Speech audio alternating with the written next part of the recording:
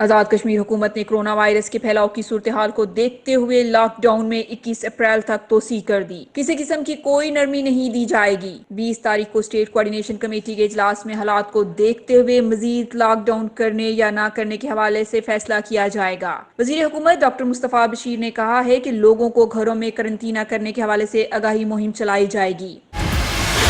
آزاد کشمیر بھر میں corona virus کے وارڈ جاری۔ سی ایم ایچ راولاکوٹ میں 3 مزید افراد میں کرونا وائرس کی تصدیق ہو گئی۔ متاثرین کی کل تعداد 43 ہو گئی۔ 9 افراد نیو سٹی ہسپتال میرپور، 15 ڈسٹرکٹ ہیڈ کوارٹر ہسپتال بھمبر، 1 DHQ ہسپتال Kotli, 7 C M H Rawalakot, 6 Pallandri اور 1 آئسولیشن ہسپتال مظفر آباد میں ہیں، جبکہ 3 مریضوں کو صحت یاب ہونے پر نیو سٹی ہسپتال میرپور جبکہ 1 مریض کو سی ایم ایچ راولاکوٹ سے ڈسچارج کر دیا گیا۔ 39 مریض مختلف ہسپتالوں کے آئسولیشن وارڈ میں زیر علاج ہیں۔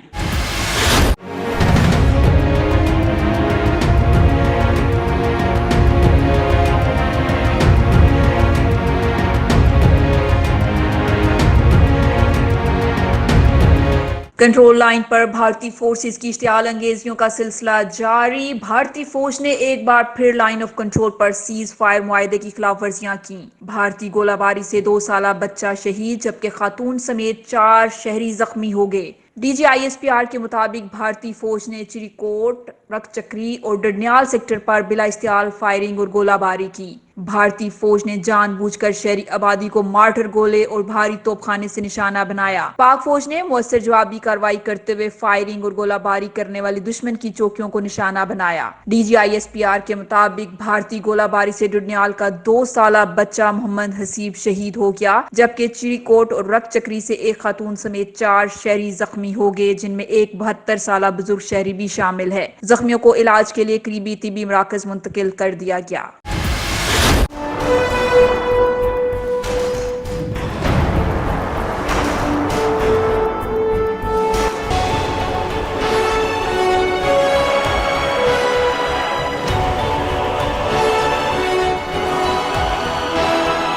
ملک بھر میں کرونا مزید 2 زندگیاں نگل گیا۔ اموات 93 جبکہ متاثرہ افراد کی تعداد 5374 ہو گئی۔ National command and operation centre کے تازہ ترین اعداد و شمار کے مطابق گزشتہ 24 گھنٹوں کے دوران 336 نئے کیسز رپورٹ ہوئے۔ پنجاب میں سب سے زیادہ 2594، سندھ میں 1411، خیبر پختونخوا میں 744، بلوچستان میں 230، گلگت بلتستان میں 224، اسلام آباد میں 131 جبکہ آزاد کشمیر میں 40 کیسز رپورٹ ہوئے۔ ملک بھر میں اب تک 65,114 افراد کے ٹیسٹ کیے گئے۔ گزشتہ 24 گھنٹوں کے دوران 3,233 نئے ٹیسٹ کیے گئے۔ اب تک 1,095 مریض صحت یاب ہو چکے ہیں۔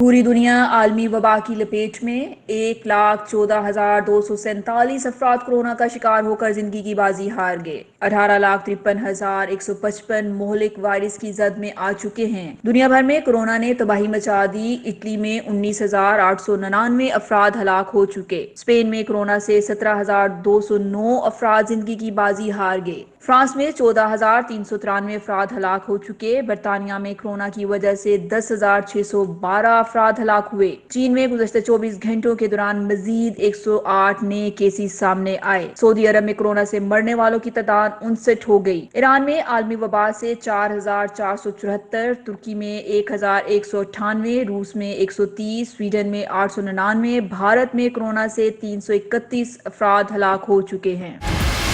سپریم کورٹ نے وزیراعظم کے معاون خصوصی برائے صحت ڈاکٹر ظفر مرزا کو عہدے سے ہٹانے کا کہہ دیا۔ چیف جسٹس پاکستان نے کہا کہ ظفر مرزا کی کارکردگی سے مطمئن نہیں ہیں، آج انہیں ہٹانے کا حکم دیں گے۔ اس پر اٹارنی جنرل نے کہا کہ اس موقع پر ظفر مرزا کو ہٹانا بڑا تباہ کن ہوگا، آدھی فلائٹ میں ان کو نہ ہٹائیں، عدالت ان کا معاملہ حکومت پر چھوڑ دے۔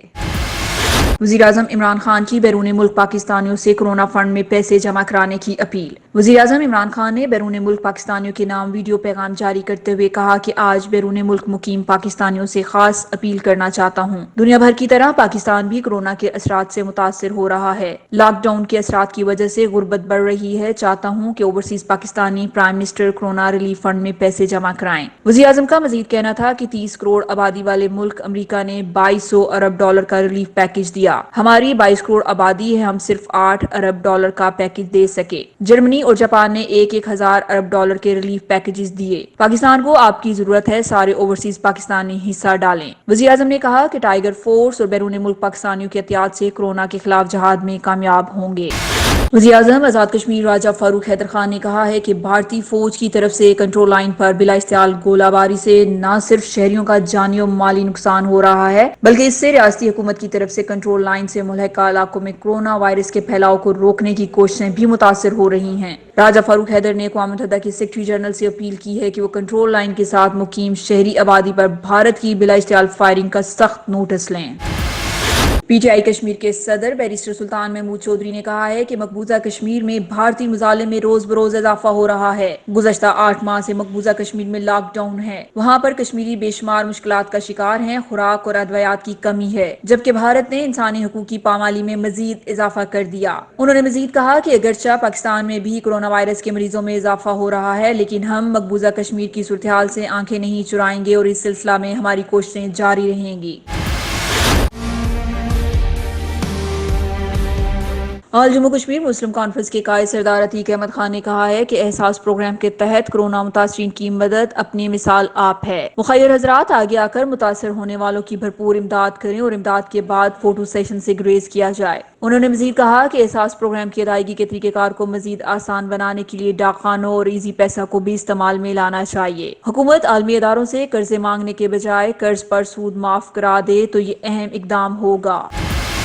جماعت اسلامی آزاد جموں کشمیر کے امیر ڈاکٹر خالد محمود نے کہا ہے کہ کشمیری بیٹی کی بددعا سے دنیا لاک ڈاؤن کا شکار ہو گئی۔ مقبوضہ کشمیر میں لاک ڈاؤن تھا تو دنیا خاموش تھی، اللہ نے پوری دنیا کو لاک ڈاؤن کر دیا۔ کورونا کی آزمائش سے نکلنے کا واحد راستہ اپنے گناہوں سے معافی مانگنا ہے۔ اجتماعی اور انفرادی طور پر توبہ استغفار کا اہتمام کیا جائے تاکہ اللہ کو راضی کیا جا سکے۔